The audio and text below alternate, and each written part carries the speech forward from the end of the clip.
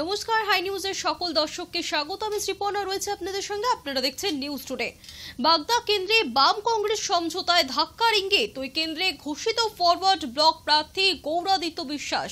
সূত্রে খবর, বাগদায় প্রার্থী দিতে চায় কংগ্রেসও। রায়গঞ্জে মোহিত সেনগুপ্তকে প্রার্থী করার সম্ভাবনা। ওই কেন্দ্রে জোট ধর্ম মেনে প্রার্থী দেয়নি বামেরা।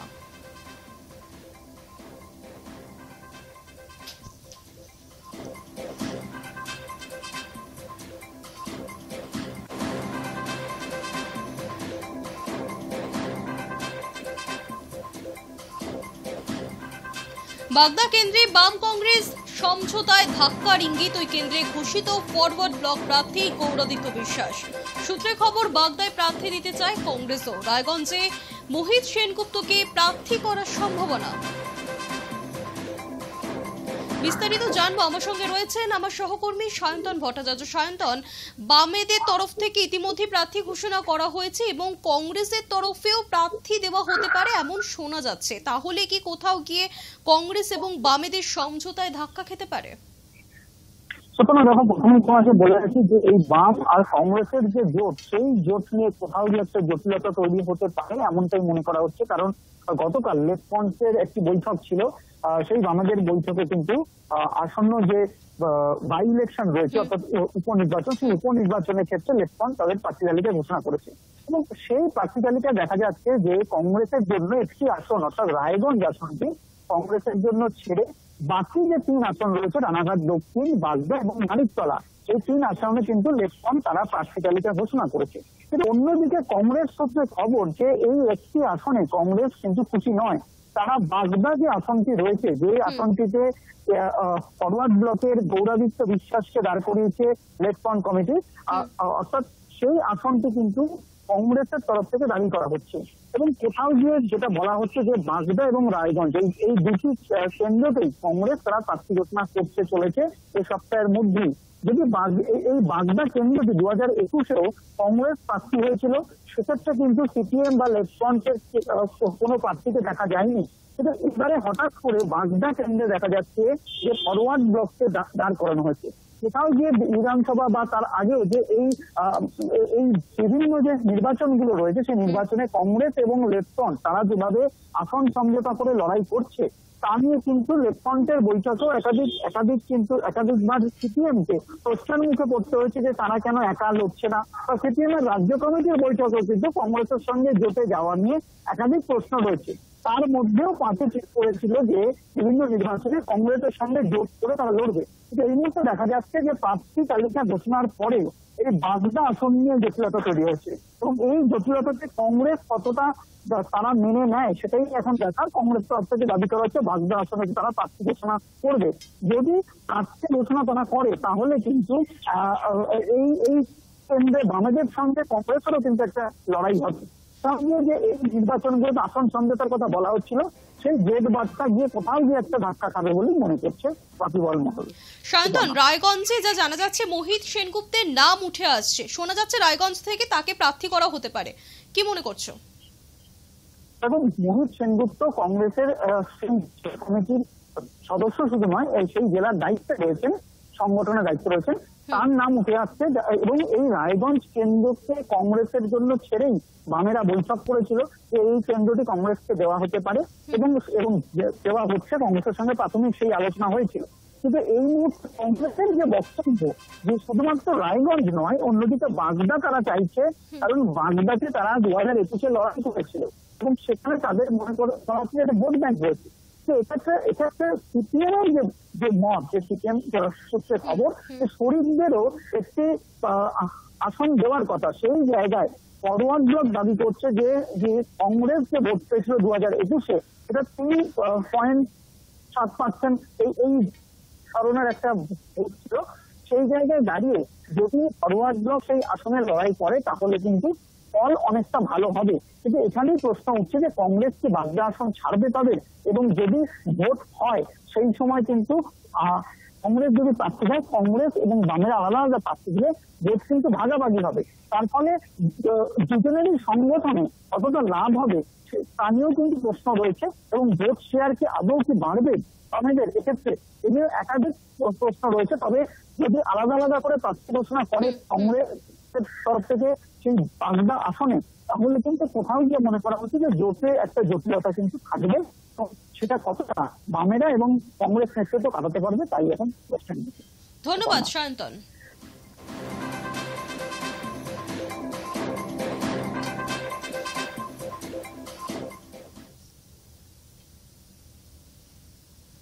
তৃণমূলের পর রাজ্যে 4 কেন্দ্রে উপনির্বাচনে প্রার্থী ঘোষণা করেছে বাম কংগ্রেস জোট। মানিকতলা কেন্দ্রে প্রার্থী করা হয়েছে সিপিআইএম এর কলকাতা জেলা কমিটির সদস্য রাজীব মজুমদারকে। রানাঘাট দক্ষিণে প্রার্থী করা হয়েছে সিপিআইএম প্রার্থী অরিন্দম বিশ্বাস। বাগদা কেন্দ্রে প্রার্থী হয়েছেন ফরওয়ার্ড ব্লক থেকে গৌরাদিত্য বিশ্বাস এবং রায়গঞ্জ থেকে প্রার্থী করা হতে পারে কংগ্রেসের মোহিত সেনগুপ্তকে।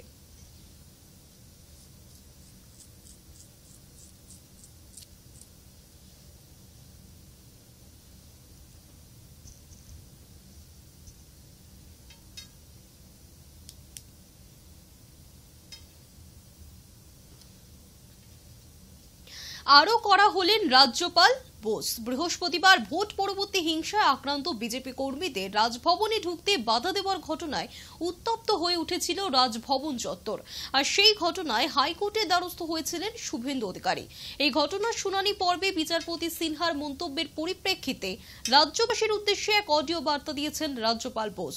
শুনুন তার অডিও বার্তা। এটা জেনে আশ্চর্য হয়েছে যে রাজ্যপাল গৃহবন্দী রয়েছেন। এটা কারণ কি? কারণ এটা হলো যে যাদের উপর হিংসা হয়েছে তারাই রাজ্যপালের সঙ্গে দেখা করতে চেয়েছিলেন, কিন্তু পুলিশ তাদের বাধা দিয়েছে। কিন্তু কোর্ট বলেছে তাদের দেখা করতে আমি আপনাদের সবাইকে রাজভবনে আমরা হিংসার বিরুদ্ধে লড়াই করব, একসাথে করব। আমরা বাংলাকে হিংসা মুক্ত করব। আমি নেতাজির নামে শপথ করে বলছি, আমি কবিগুরু রবীন্দ্রনাথ ঠাকুরের নামে শপথ করছি, আমি স্বামী বিবেকানন্দের নামে শপথ করে বলছি, আমি শেষ পর্যন্ত লড়াই লড়ব। আমার সাথে আছে বাংলার মাটি, বাংলার জল, বাংলার বায়ু, বাংলার ফল। পুনঃ হোক, পুনঃ হোক, পুনঃ হোক হে ভগবান। কবীর দাস বলেছেন, तेरा साई तुझ में जो पुखपन में बास, तेरा साई तुझ में जो पुखपन में बास, कस्तूरी का मृग जो फिर ढूंढे खास। वायु बनेरा तेरा शक्ति तुझ में है, तेरा शक्ति। এবার আমাদের বন্দরের শক্তিকে লালন করা উচিত। আমি কোর্টের আদেশটা কার্যকরী করব। ইলেকট্রন স্পিরিট পুরোপুরি পাব। নাম্বার 1, আক্রান্তরা রাজভবনে আমার সঙ্গে দেখা করবে। নাম্বার 2, ততক্ষণ পর্যন্ত পুলিশ মন্ত্রী, হোম মিনিস্টার আমার সাথে।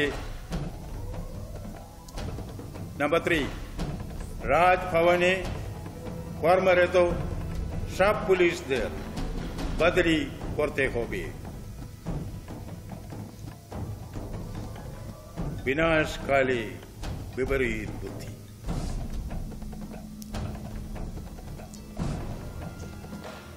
ধন্যবাদ।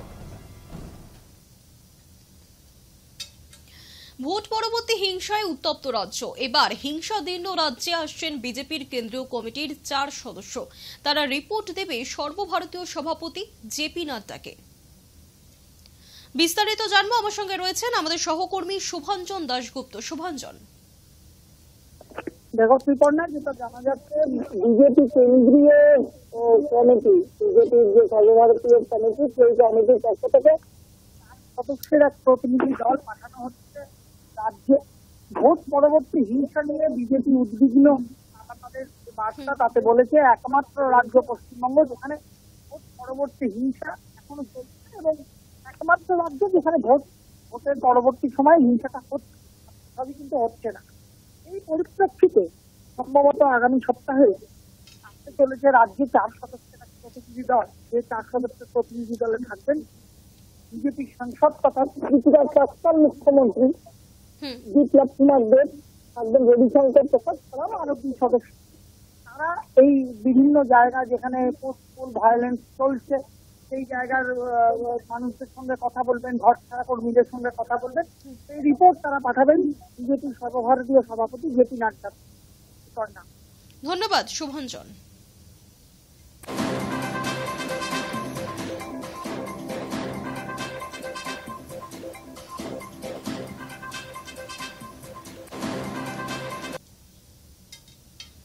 বসিরহাটের একটি দোকানে ঢুকে তৃণমূল কর্মীকে গুলি করার অভিযোগ উঠল দুষ্কৃতীদের বিরুদ্ধে।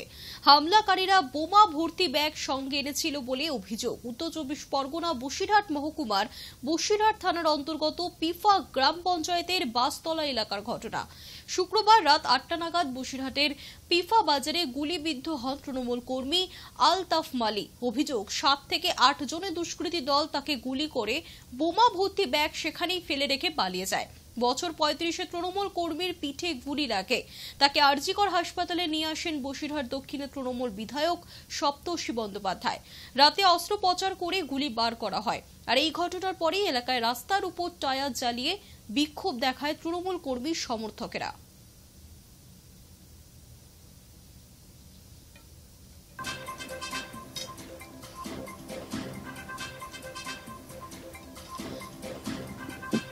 ঘটনার বিস্তারিত জানবো, আমার সঙ্গে রয়েছেন আমার সহকর্মী পশুপতি দাস। পশুপতি, দেখো শিপনা, তোমাকে আমি জানি যে গতকাল সন্ধ্যে 7:40 নাগাদ বসিরহাট 1 নম্বর ব্লকের পিফা গ্রাম পঞ্চায়েতের যে বাসতলা রয়েছে সেই বাসতলায় একজন ব্যক্তি, সে কিন্তু একটা জেলাসের দোকানে যায়। সেই সময় যে তাকে গুলি করে তার হচ্ছে আইয়ুব আলী গাজী বলে একজন আইএসএফ কর্মী সমর্থক বলে দাবি তাদের। কিন্তু বিষয়টা এমন জায়গায় গিয়ে পৌঁছেছে যে কেন কে আইয়ুব গাজী, কে বা এই আলম আলীকে যাকে গুলি করে মারলো, গুলি করে আঘাত করেছে। কিন্তু পরপর তারপর থেকে সেখানে দেখা যায় যারা সিসিটিভি ফুটেজে সে মোটরসাইকেল থেকে নামছে, নামার পরে তার কোমর থেকে রিভলভার বের করে তাকে তাক করে গুলি করে সেখানে সে পালিয়ে যায়। যাওয়ার সময় সে একটা ব্যাগে করে কয়েকটা বোমা রাস্তার পর ফেলে চলে যায়। সঙ্গে সঙ্গে এলাকাবাসীরা ছুটে আসে, ওকে উদ্ধার করে বসিরহাট জেলা হাসপাতালে নিয়ে গেলে তার অবস্থার অবনতি হলে তাকে সোজা কলকাতা আরজিকর হাসপাতালে পাঠানো হয়েছে। ইতিমধ্যে এলাকায় পুলিশ পিকেট বসানো হয়েছে, পুলিশই তদন্ত শুরু করেছে যে আইয়ুব আলীর বাড়ি যে পিপার গ্রাম পঞ্চায়েত থেকে তার বাড়ি প্রায় 7 কিলোমিটার দূরে। সে ওখানে কি করতে আসলো এবং ওর সাথে কি সম্পর্ক, তার পুরনো কোনো শত্রুতার সম্পর্ক না ব্যবসায়িক কোনো সম্পর্ক নিয়ে এই ঘটনা ঘটেছে বলে এমনই। কিন্তু ইতিমধ্যে তৃণমূল রাস্তায় টায়ার জ্বালিয়ে গতকাল সন্ধ্যে রাত 8টা থেকে 9টা পর্যন্ত তারা বিক্ষোভ দেখায় যে অবিলম্বে ওই দুষ্কৃতীকে গ্রেপ্তার করতে হবে। ঘটনাস্থলে বসিরহাট থানার পুলিশ গিয়ে বিষয়টা তদন্ত শুরু করেছে যে কি কারণে তাকে গুলি করা হলো, কেন বা সে গুলি করলো। এদিকে তারা বলছে যে এই লোকসভা নির্বাচনে তৃণমূলে ভালো ফল করার পরে আইএসএফ বা বিজেপি যারা করে তাদের এলাকার লোকেদের উপর হামলা চালাচ্ছে তৃণমূল, কিন্তু সেটা তৃণমূল সম্পূর্ণ অস্বীকার করেছে। ইতিমধ্যে ওই আইয়ুব আলী গাজী সে কিন্তু কোমর থেকে আগে আসে দেখে যে কোথায় ছিল বসে, কোথায় ঢুকছে সেটা তার নজরদারিতে ছিল। তারপরে সেই মোটরসাইকেল থেকে নেমে সেটা কোমর থেকে রিভলভার বার করে তাকে গুলি করে পালিয়ে যায়। ঘটনাস্থলে বসিরহাট থানার পুলিশ, এলাকায় একটা উত্তেজনা রয়েছে। শিপনা, ধন্যবাদ পশুপতি।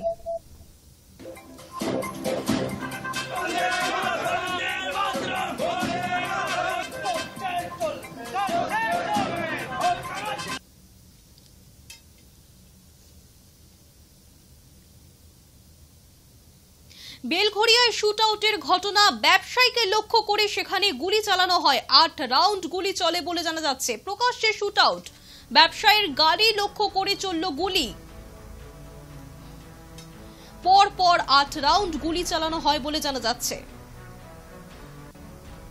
বাইকে করে এসেছিল সেই 5 জন দুষ্কৃতী। বেলঘরিয়ায় শুট আউট, ব্যবসায়ীকে লক্ষ্য করে গুলি, প্রকাশ্যে শুট আউট বেলঘরিয়ার রথতলায়। পরপর 8 রাউন্ড গুলি চলে বলে জানা যাচ্ছে এবং সেখানে 5 জন দুষ্কৃতী ছিল যারা বাইকে করে এসে গুলি চালায় বলেও জানা যাচ্ছে।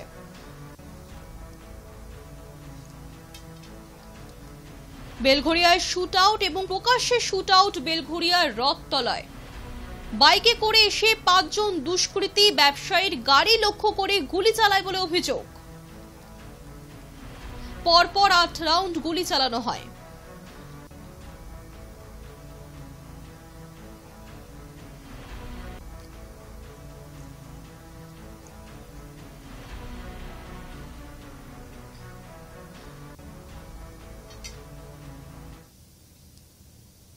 বেলঘরিয়ায় দেখলাম আমরা গুলি চলার ঘটনা, পাশাপাশি আরো এক জায়গায় শুট আউটের ঘটনা হয়েছে। খাস কলকাতায় চলেছে গুলি, পার্ক স্ট্রিট এলাকায় শুট আউটের ঘটনা।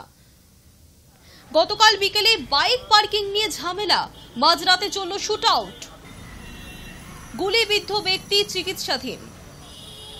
খাস কলকাতায় শুট আউটের ঘটনা, পার্ক স্ট্রিট এলাকায় শুট আউটের ঘটনা। গতকাল বিকেলে বাইকের পার্কিং নিয়ে ঝামেলা, মাঝরাতে চলল গুলি। আহত গুলিবিদ্ধ সেই ব্যক্তি আপাতত চিকিৎসাধীন।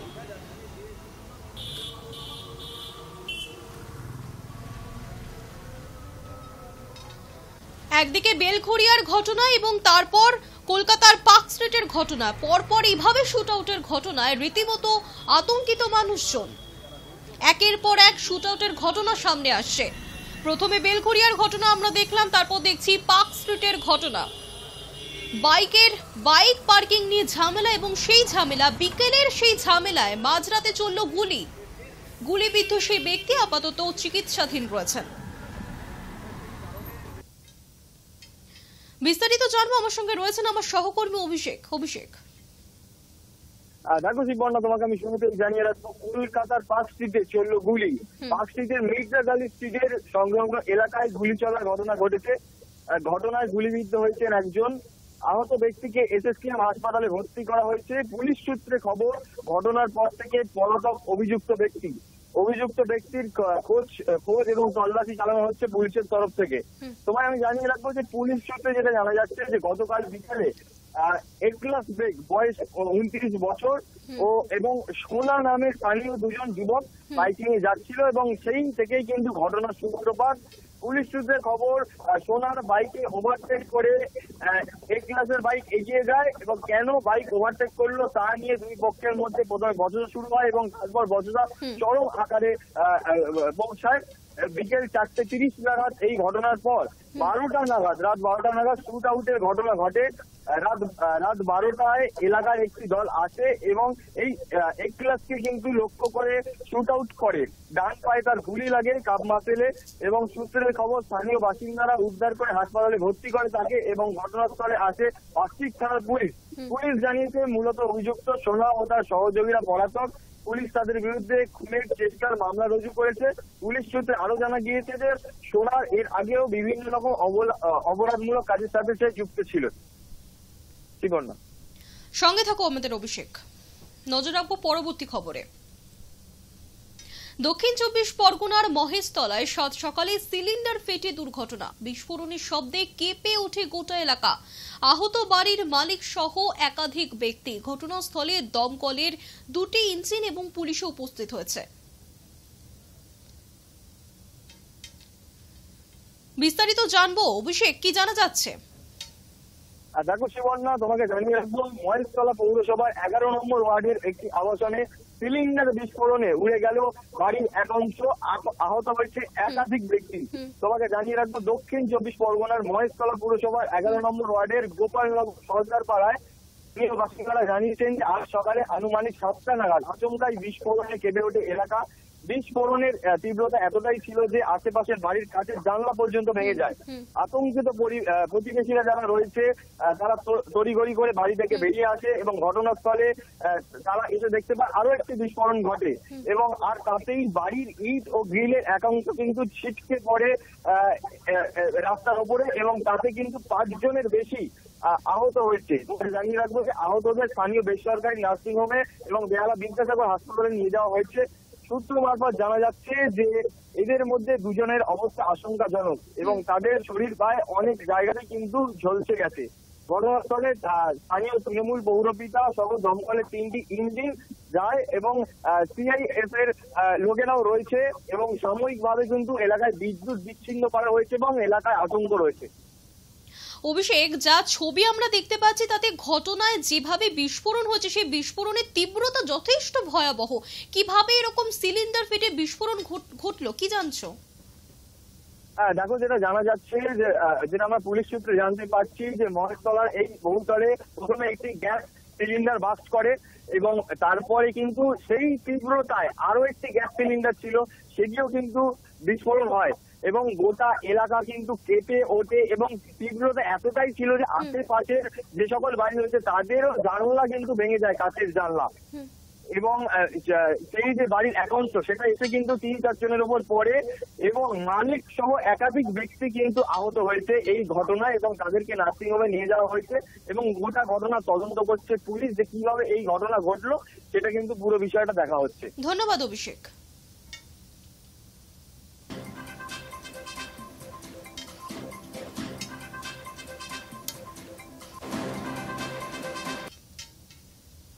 সন্দেহভাজন 5 যুবককে আটক করল পুলিশ। মুর্শিদাবাদের গজনীপুরের ঘটনা। অভিযুক্ত যুবকদের শনিবার জেলা আদালতে তোলা হলে বিচারক 14 দিনের পুলিশি হেফাজতের নির্দেশ দেন।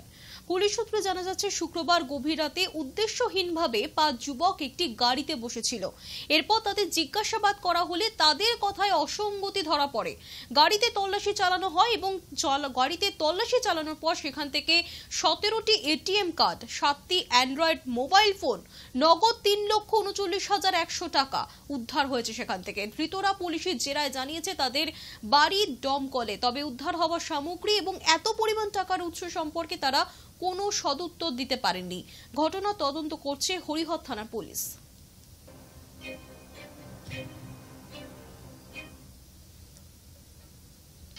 নিউজ টুডে এখনকার মতো এই পর্যন্তই। দেখতে থাকুন হাই নিউজ নির্ভীক নিরপেক্ষ।